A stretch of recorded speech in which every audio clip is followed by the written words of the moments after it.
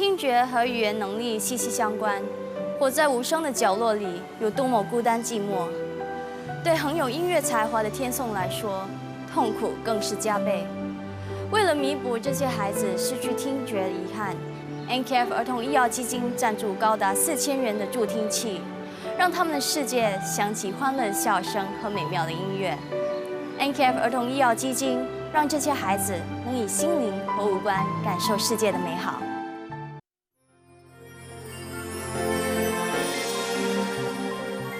当昨天画上句点，何不就让它悄悄入眼？看今天更光鲜，别忘了还有明天。选你将来的志愿，一步步再慢慢去实现。不管路有多远，有多险，有多倦，在这无悔无怨的内心世界，我遇见了美丽丑陋的脸，和酸甜苦辣一一尝遍，但是我情愿为感动，为明天。痛虽然有深有浅，泪擦干，那就会好一点。风虽然看不见，但自由无极限。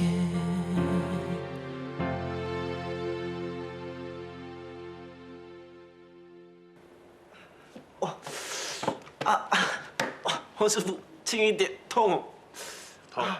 痛就不要学人家逞英雄。黄师傅，你都不知道那个时候的情况有多危险啊！那个时候，天颂忽然间跑出医院，我们就在后面追，一转眼他就跑到马路的旁边。就在这个时候啊，我们就……哎，李登，黄师傅，我买了宵夜给你。走，听听这个家伙车大爸爸啊！我没有车大炮啊！如果你不相信我的话，你可以去问阿嬷，阿嬷也有看到。刚才我说到哪里啊？刚才说到就在这个时候对，就在这个时候，哇，精彩啊！我忽然间看见一辆车子以时速超过100公里以上的速度冲过来，我眼看着天颂很危险的时候，我想也不想，哼也不哼，就把天颂抱起来，然后用一只脚挡住那辆车的车头啊。天颂怎样了？哼哼，有我这么强壮的身躯帮他挡着，他当然没有事了。天颂是没事，不过你的脚有事啊，黄师傅，这只是小意思而已啊！怎么样？这次我总算光宗耀祖，没有让黄飞鸿的传人丢脸了吧？你呀，要是出了什么事，你教我怎么向皇家列祖列宗交代？原来是你心疼我。是啊，我心疼你啊！你不会把另外一只脚也弄断了，让我心疼多一点。如果换成是我黄光出马就不同了，就不会像你这样弄得全身都是伤，还一拐一拐的走回来。黄师傅，我这是真的很英雄啦！就连静豪啊，他也称赞我呢。我想问你，你不用问了，我是不会告诉你静豪称赞我什么的。我只是想问你，天颂为什么突然间会跑出医院呢？你试试看，在一夜之间，忽然间无缘无故变成哑巴，变成聋子，你会突然失控的。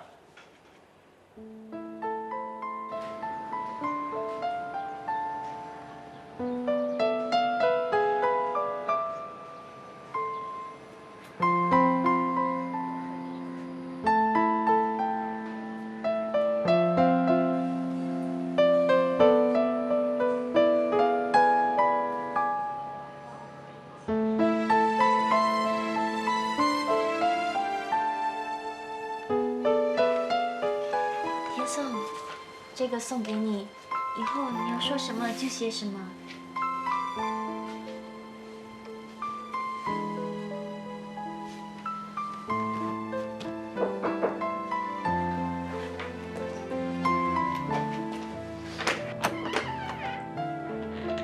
哎，你怎么在这里？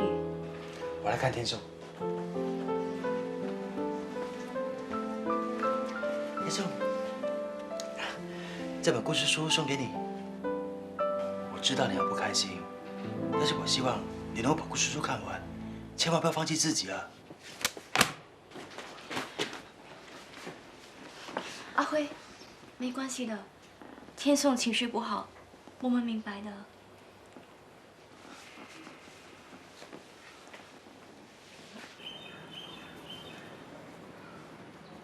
刚才为什么不帮忙安慰阿英和阿辉呢？有时候不说话也是一种帮忙。一嘴的歪道理。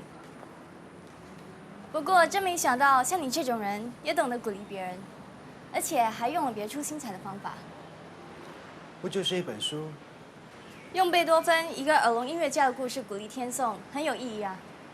还有，你刚才望着天颂流露出充满鼓励的目光，就好像10年前见到的你一样，这样不是很好吗？懂得鼓励别人，却不懂得鼓励自己，你到底要等到什么时候才肯振作呢？喂，什么意思嘛？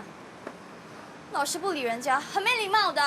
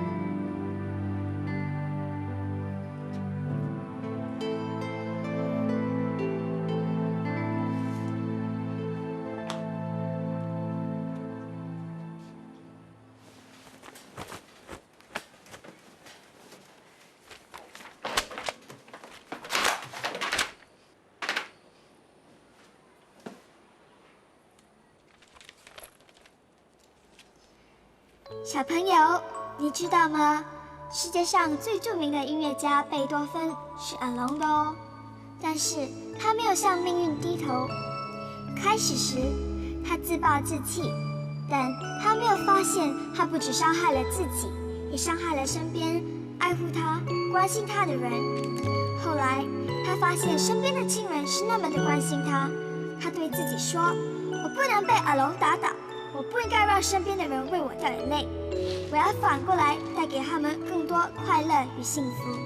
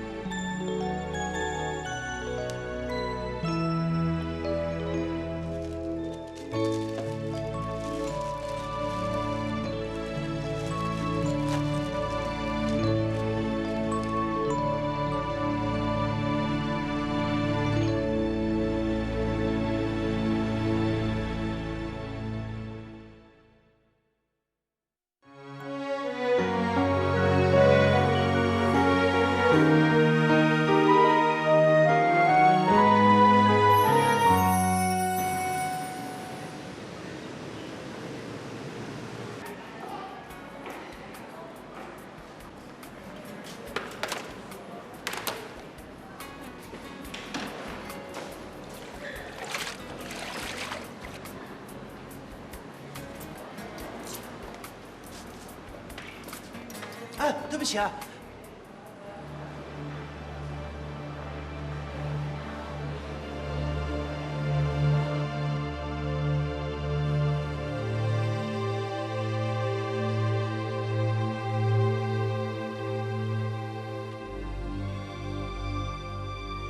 知不知道我为什么要带你来爸爸的坟前？你真的心甘情愿放弃手术刀，在快餐店里拿着拖把，站在柜台前招呼客人一辈子吗？你真的准备一辈子躲起来，再也不当医生了吗？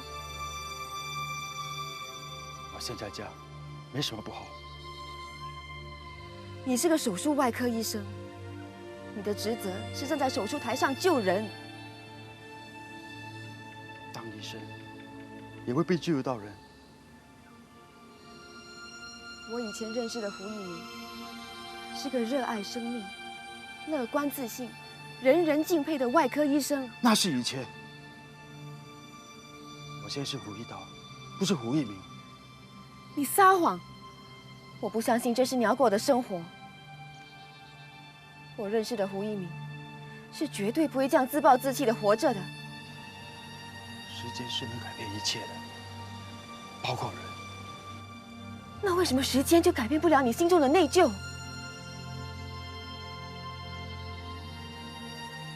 我要你看着我，亲口告诉我，这是你心甘情愿要过的生活。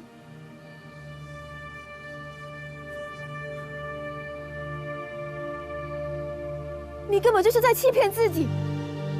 都已经过了3年了，我们都放下了，你为什么一直还放不下？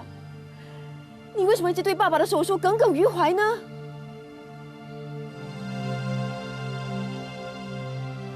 身为一个顶尖的外科医生，你应该比谁都了解，在手术台上是没有100%安全的手术的。不，是我太过自私，是我的坚持，才会亲手结束唐教授的生命的。不是的，我们谁都没有料到，爸爸的情况竟然会恶化到那种地步。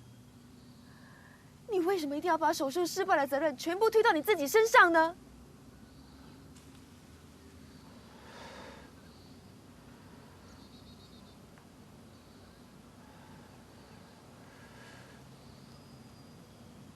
唐教授本来可以没事的，是我一意孤行，才会造成手术失败。你爸爸的死，是我一个人的错。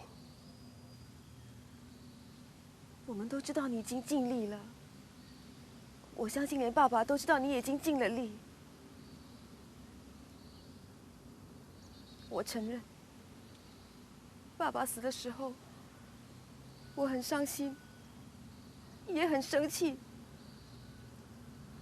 可是我也非常明白，爸爸的死根本不完全是你的错。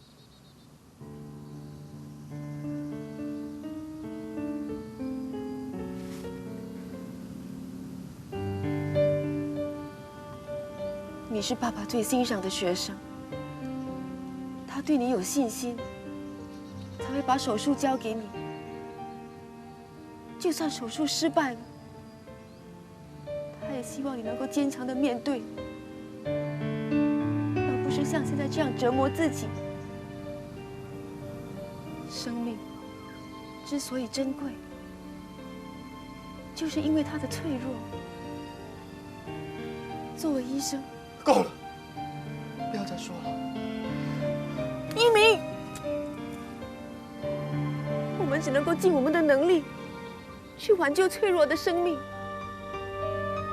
可是当无能为力的时候，我们是不是更应该去珍惜自己的生命，去珍惜周围的人呢？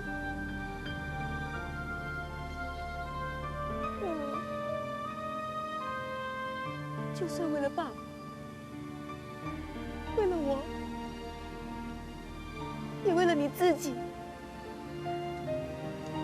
你是不是应该重新振作起来？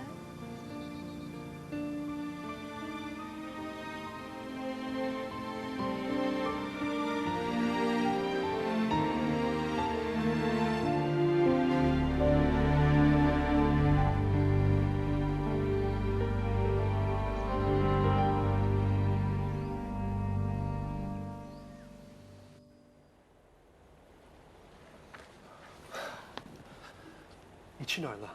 怎么这么晚才回来？陈刚等了你一整个晚上啊！我打电话给你，你没接 ；SMS 你又没有回复，我很担心，我还以为你出了什么事。对不起啊，我的手机刚好没电了。手机没电，应该找个电话打给陈康啊。他在酒店等了你一整个下午啊。酒店？哎呀，对不起啊，我忘记了。你也真是的，这么重要的事情也会忘记啊。对不起，我不是故意的。不要紧，最重要的是你人没事就好了。来，我把婚宴酒席的资料都拿回来了，你可以慢慢看。你们慢慢聊。晚安，二婶。这是请帖的款式，我比较喜欢这一张，不过最重要还是要看你的意见。这一叠是菜单。陈康，我们等一下再看好不好？可以啊，等你有空再慢慢看吧。其实，我有话想跟你说。说吧。我今天见到一鸣了，我是在快餐店看到他的。我不希望看到他继续的自暴自弃下去。所以，我把他带到爸爸的坟前，希望说服他，劝他不要再自责了。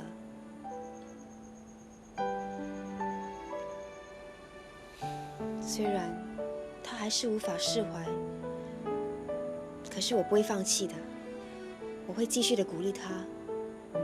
我相信有一天，他一定会振作起来的。你说对不对？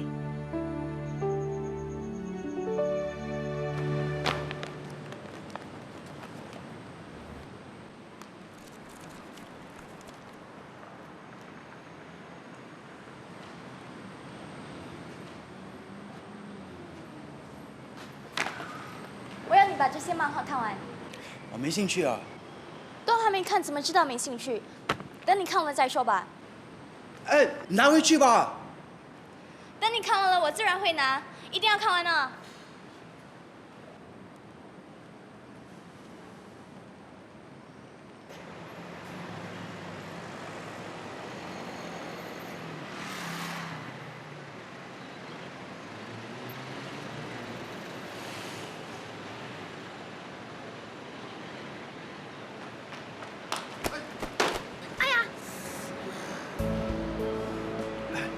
小弟弟，你没事吧？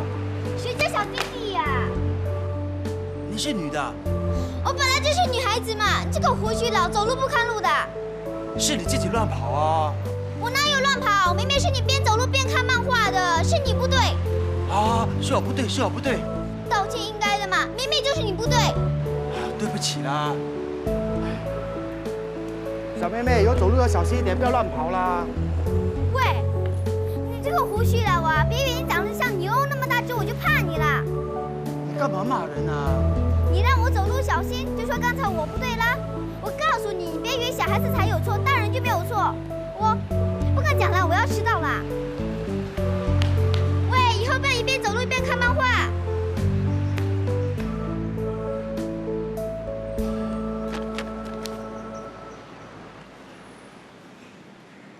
老板，这榴莲怎么卖？怎么卖啊？老板，这榴莲怎么卖？30块。将这3粒榴莲给我包起来。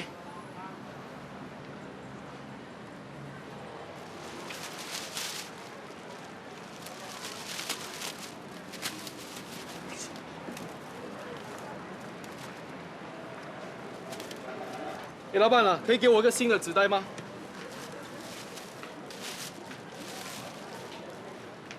哎，老板，你要不要找我40块？是吗？是哦，还不快点找钱！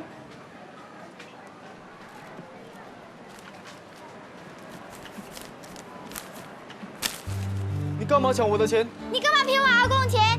你说什么？你明明只了个10块钱，为什么骗我阿公说给了50块？我明明是给他50块的。好，你看，这哪有50块？可能是他收起来了。钱全都放在这里了。阿公，你不要怕，就当我们上警察局。算我倒霉，遇见你们这种不老实的档口，我以后再也不来光顾了。喂，你说谁不老实啊？就当我们上警察局，说个清楚。阿公，算了算了，让他走吧啊！阿公，你要小心点，不要总是被别人骗了。知道了，有你在，我不会再给人骗了。有我在，当然啦。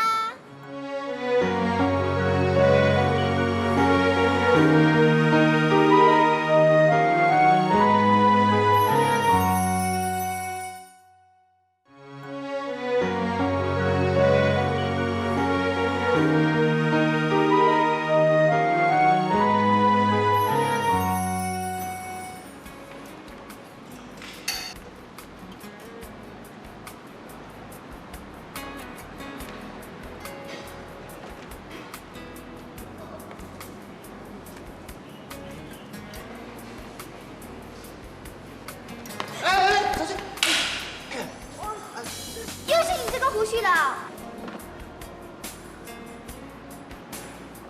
看什么看？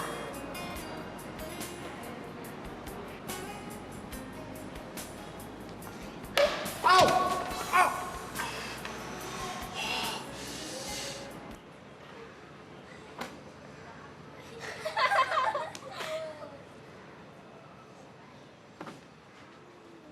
你们在讲什么？告诉我嘞！哎呀，不要动啊！讲什么都不关你的事。哎，跟我讲嘞，你很烦嘞。我们就是不喜欢跟你讲，怎么样？走了，我们不要理他。喂，你们为什么不要跟我讲话？因为我们都不喜欢跟你这个男人婆讲话。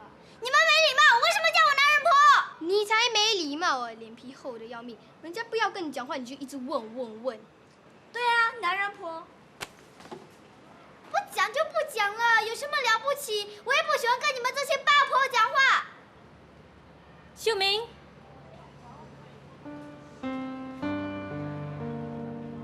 你说为什么骂同学？是他们先骂我的。就算他们先骂你，你也不应该骂回他们。我不是跟你说过要好好跟同学们相处，不要吵架的吗？我没有跟他们吵架，我听你的话，和同学们好好相处，所以我就跟他们讲话，但是他们都不理我。是不是你说了什么惹他们生气了？我没有，是他们先骂我的。好，你说他们骂你，那他们骂你什么？他们骂我男人婆。你不要不开心啊！我以后会听你的话，再也不跟同学吵架了。不关你的事，是我错怪你了。你以后尽量不要跟同学们吵架就是了。妈，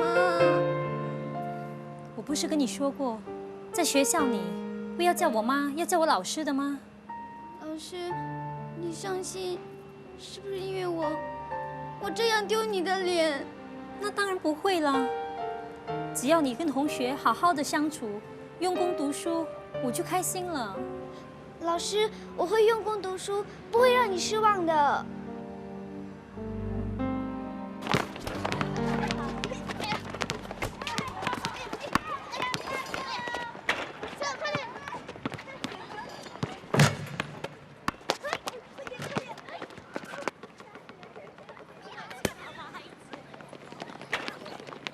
哎，快点把球丢过来，快把球还给我们！我也要玩。你会玩吗？当然会玩啦！哎，连球都拿不好，你玩什么？哼，看我的！给我！这边给我！给我！嘿，嘿，耶！怎么样？我可以跟你们玩了吧？你这么粗鲁，我们才不要跟你玩。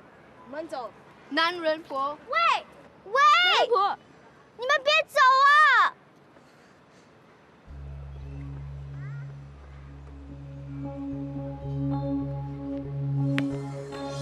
不玩篮球，玩足球好不好啊？好啊，当然可以啦。那我们来玩5玩吧。好啊，谁怕谁？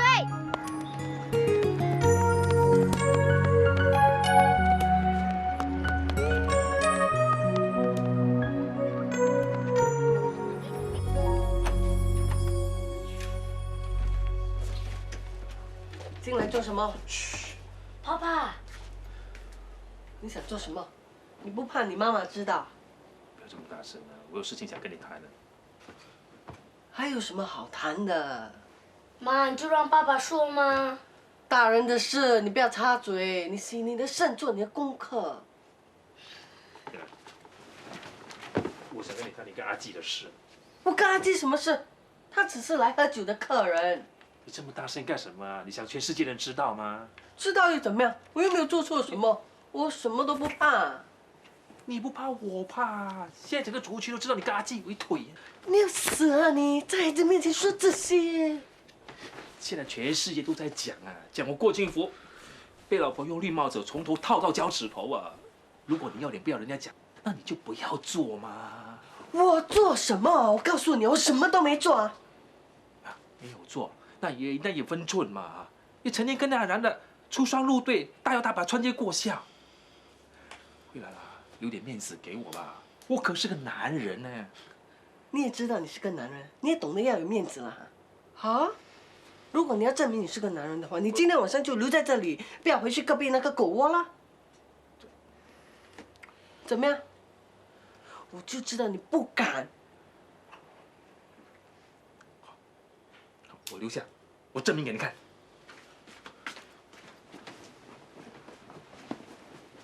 你在外面勾引男人，自己作贱就好啊！不要教坏我儿子。我在跟你儿子讲话，你吵什么吵？不要脸的贱货！儿子是我的，轮不到你呼呼喝喝的。姐夫，给我滚回来！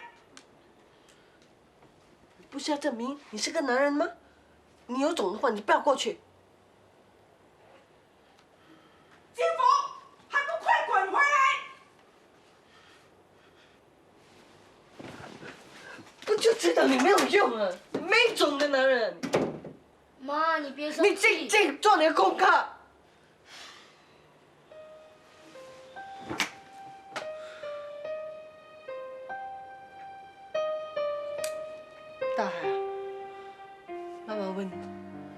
我离开你爸爸，离开这个家，你说好不好？妈，我只是想知道，如果你真的离开这个家，你会不会比现在开心？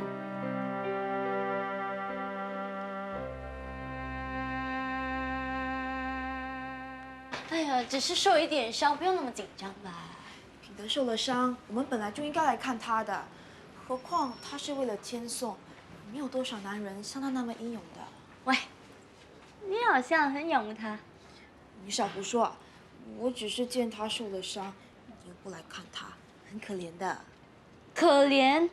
我难得休息，却被你拉到这里来，可怜的人是我啊！你和品德是青梅竹马，从小玩到大。何况他对你什么东西都是千依百顺的，现在他受了伤，你不但不来看他，连 SMS 打电话问候一声都没有，你这个好朋友是怎么当的？你那么严重啊？喂，你那么紧张他，比较像是他好朋友。喂，品德只是我的普通朋友，关心朋友本来就是应该的。对呀，既然你那么关心他，我就把他交给你，让你关怀他、爱护他、宝贝他，让你成为他的好朋友，好不好？你神经病！品德不错，考虑一下嘛。来，喝凉茶。你自己一拐一拐的，还拿什么水啊？坐啊坐。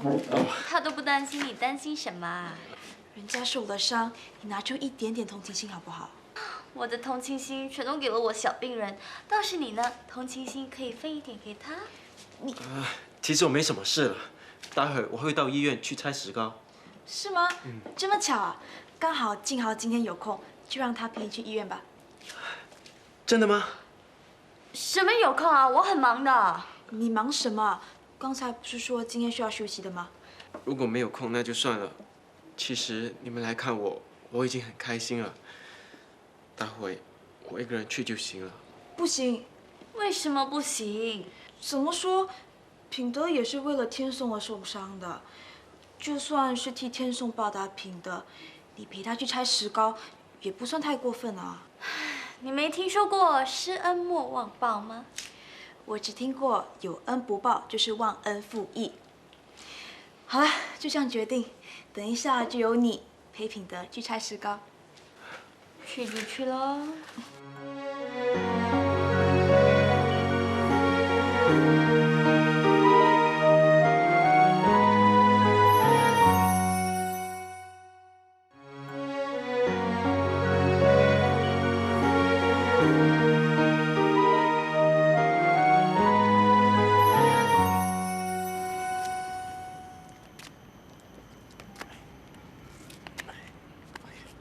谢谢。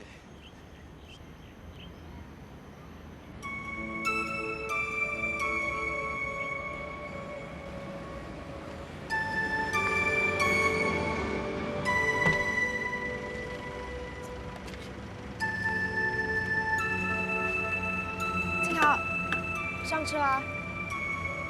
什么？上车啊！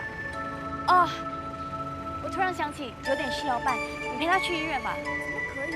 你有爱心吗？而且你又关心他，有你陪他去，我最放心不过了。好了，上车，好好照顾人啊！安哥，国大医院，谢谢。静豪，好了，拜拜。静豪。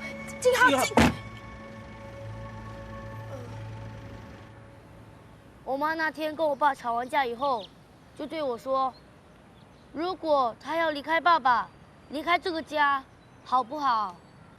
那并不表示妈妈不要你了。我妈要离开爸爸，离开这个家，那不就是说我妈不要我了吗？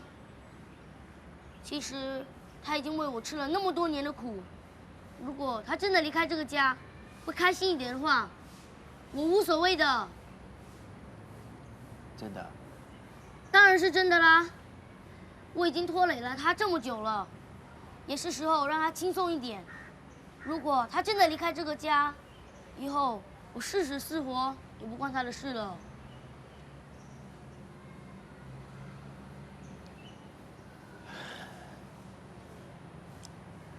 我说个故事给你听吧。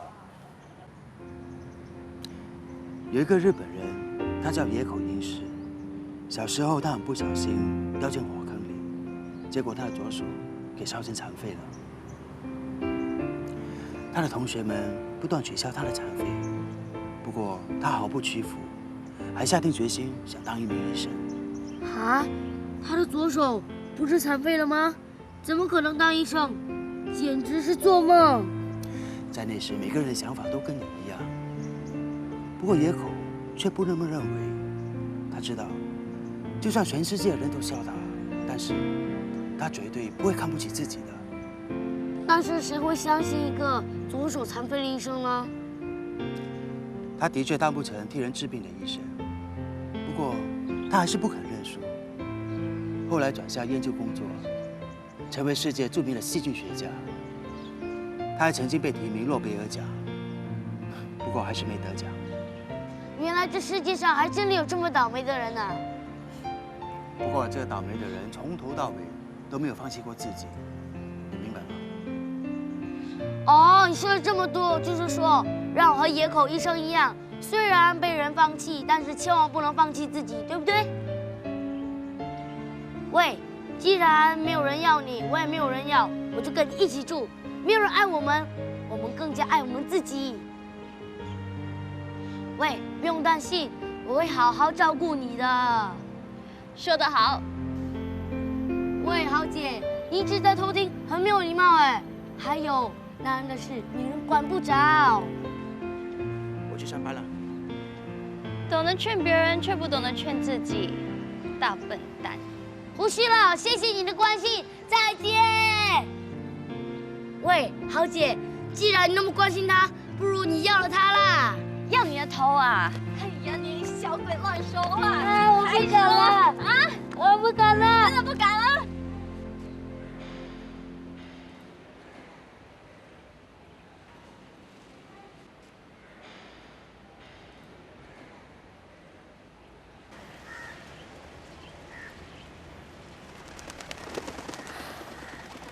我已经打算跟永威解除婚约了。为什么？原因你应该比我更清楚。我并不是来博取你的同情，我是心甘情愿选择退出的。其实，只要能让永威开心，我不介意为永威做任何事。你一定有办法令他开心的，何必解除婚约呢？你知道吗？3年前，你离开那天开始，永威就从来没有放弃过找你的念头。就算这样，我也一直在他身边支持着他，甚至想尽一切办法，都要帮他找到你。他一直坚持找你，我也一直坚持等他。我甚至跟他说过了，我会永远爱他，还会包容他心里的胡一鸣。我相信总有一天，他会发现原来他长久以来要找的人，其实就在他身边。我等了3年，我以为他慢慢接受了我。我从你成为他生命里那个能让他由衷发出幸福微笑的人。3年来，第一次真正的笑的时候，我知道我错了。我发现这3年来，我所做的一切，还不如你见他一面。我告诉你，我很不甘心，但是除了解除婚约、成全你们，我已经想不到我还能为永威做一些什么。你别这么想好不好？你什么都不用说，我只希望你这次出现，能带给永威一辈子的幸福。他已经等你太久了，不要再让他等下去。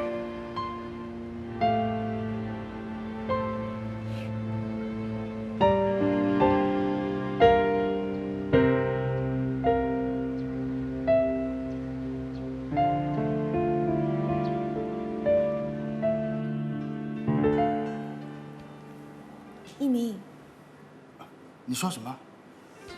我刚才说我已经替你安排好公寓，你后天就可以搬进去住了。以后你就不用寄宿别人家里了。不用了。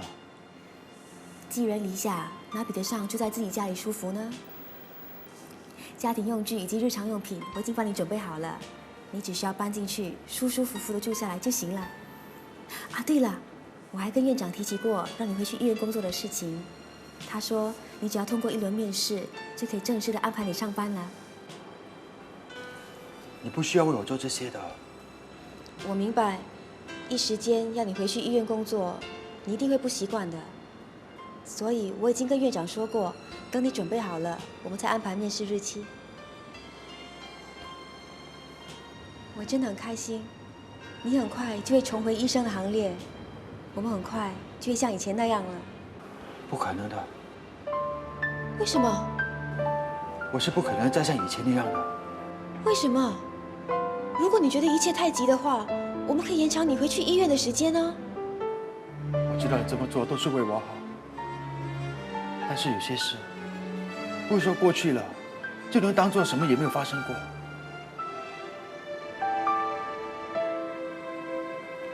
你的好意我心领了，我知道怎么过自己的生活。我也希望你以后不要再管我的事了。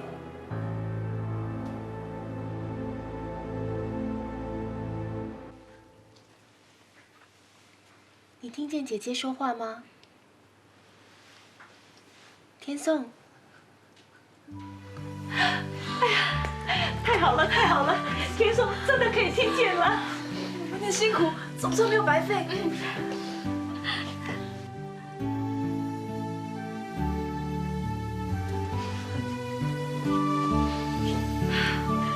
这2个傻瓜，儿子都听见了，这是好事，还哭什么？阿嬷，没想到你也有今天。你这个死丫头，你以为阿嬷真的是铁石心肠了？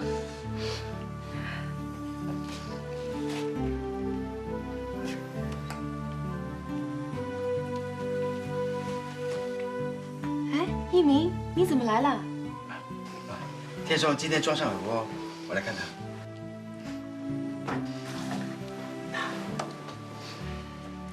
你是个乖孩子，你一定要像贝多芬一样，不要向命运低头，要坚强的活下去，知道吗？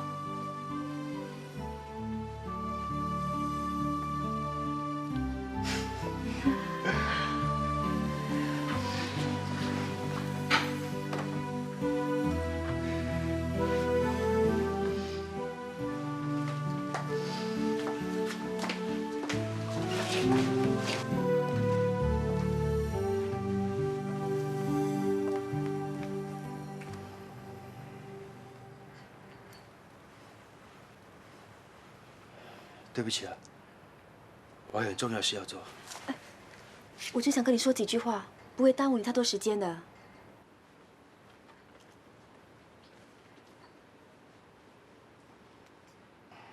一鸣，你不能一直这样。我真的有重要的事要做，我去接个朋友啊。哎，你到医院去接朋友下班，是不是女朋友啊？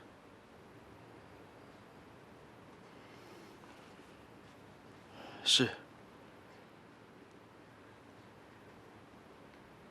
你真的有女朋友？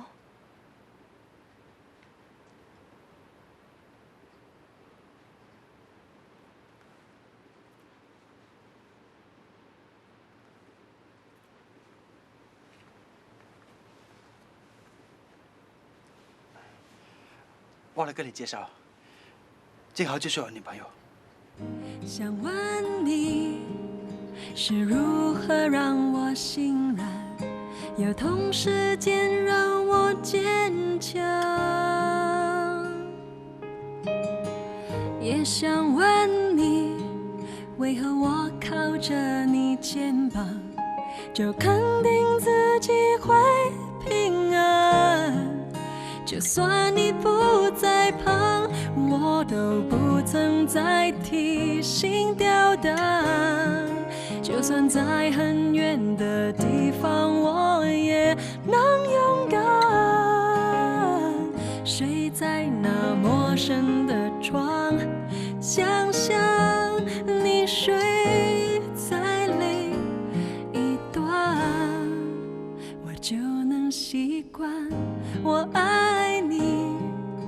这就是归属感。我知道你在盼我回返，你悲婉，爱本身是指南。